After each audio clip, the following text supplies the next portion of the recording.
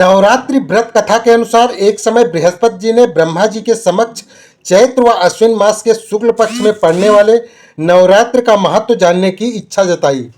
इन्होंने कहा, इस व्रत का क्या फल है, इसे किस प्रकार किया जाता है, सबसे पहले इस व्रत को किसने किया, ये सब विस्तार से कहिए। बृहस्पति जी के प्रश्नों का जवाब देते हुए ब्रह्मा जी ने कहा, हे बृहस्पति, प्राणियों के हित की इच्छा से तुमने बहुत अच्छा प्रश्न किया है। जो इंसान मनोरथ पूर्ण करने वाली माँ दुर्गा, महादेव, सूर्य और नारायण का ध्यान करता है वे धन्य हैं। यह नवरात्र व्रत संपूर्ण कामनाओं को पूर्ण करने वाला है। इस व्रत को करने से पुत्र सुख, धन, विद्या और सुख मिलता है।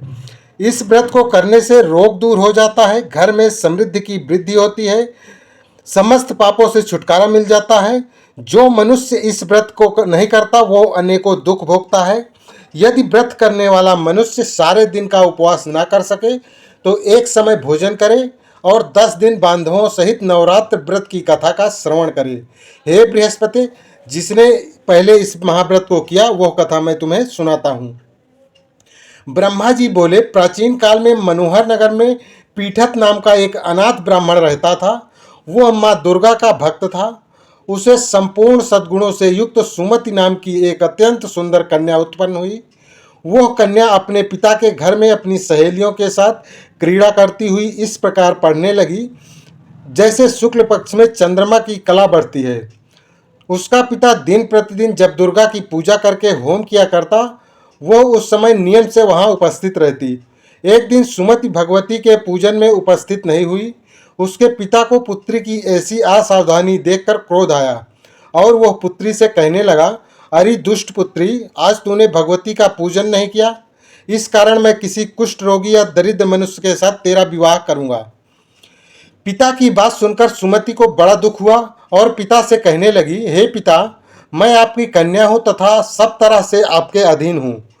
जैसी आपकी इच्छा हो वैसी ही करो, चाहे राजा से, चाहे कुष्ठी से, चाहे दरिद्र से, जिसके साथ मेरा विवाह करना चाहो कर दो, पर होगा वही जो मेरे भाग्य में लिखा है, क्योंकि कर्म करना मनुष्य के अधीन है पर फल देना ईश्वर के अधीन है। कन्या के निर्भयता से कहे हुए वचन सुन उस ब्राह्मण ने क्रोधित हो अपनी कन्या का विवाह एक कुष्ठी के साथ कर दिया और अत्यंत क्रोधित हो पुत्री से कहने लगा, हे पुत्री, अपने कर्म का फल भोगो, देखे भाग्य के भरोसे रहकर क्या करती हो।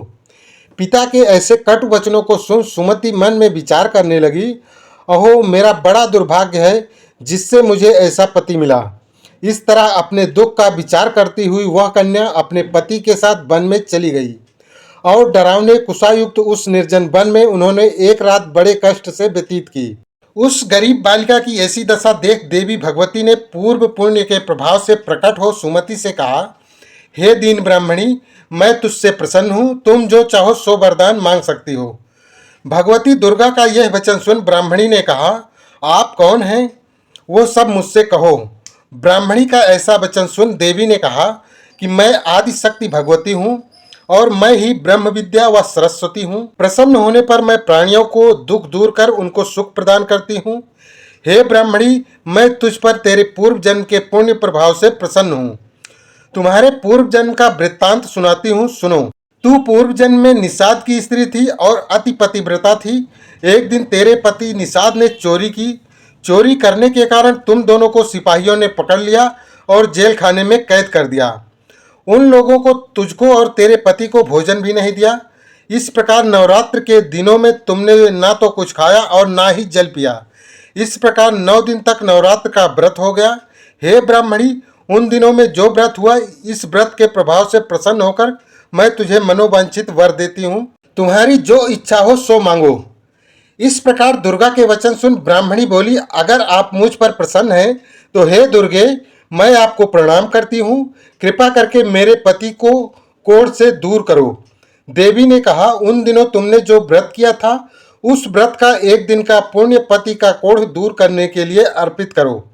उस पुण्य के प्रभाव से तेरा पति ठीक हो जाएगा।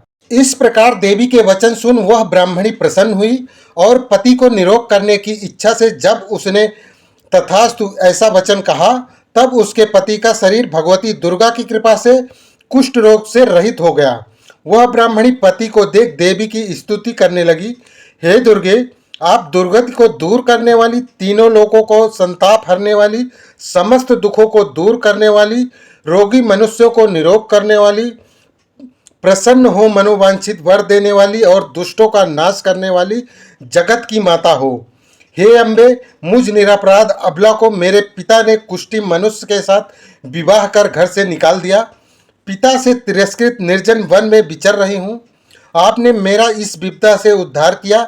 हे देवी, आपको प्रणाम करती हूँ, मेरी रक्षा करो।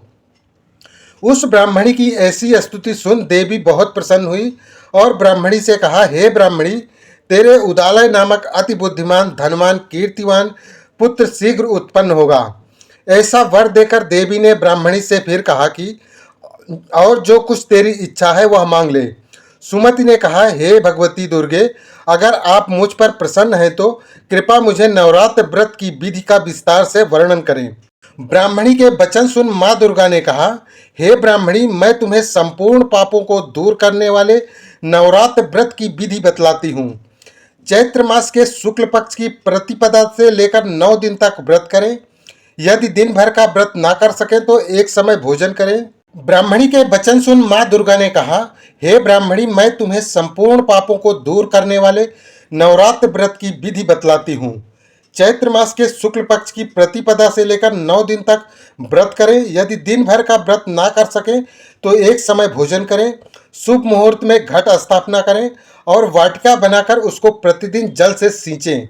महाकाली, महालक्ष्मी और महासरस्वती की मूर्तियां स्थापित कर उनकी विधि सहित पूजा करें। बिजौरा के फल से अर्घ देने से रूप की प्राप्ति होती है। जायफल से अर्घ देने से कीर्ति, दाग से कार्य की सिद्धि होती है। आंवले से सुख की प्राप्ति और केले से अर्घ देने से आभूषणों की प्राप्ति होती है। इस प्रकार पुष्पों व फलों से अर्घ देकर व्रत समाप्त होने पर 9वें दिन विधि विधान से हवन करें। खांड, घी, गेहूं, शहद, जौ, तिल, विल्व, नारियल, दाख और कदम जैसी विभिन्न सामग्रियों से हवन करना चाहिए। आंवले से कीर्ति की और केले से पुत्र की, कमल से राज सम्मान की और दाखों से संपदा की प्राप्ति होती है।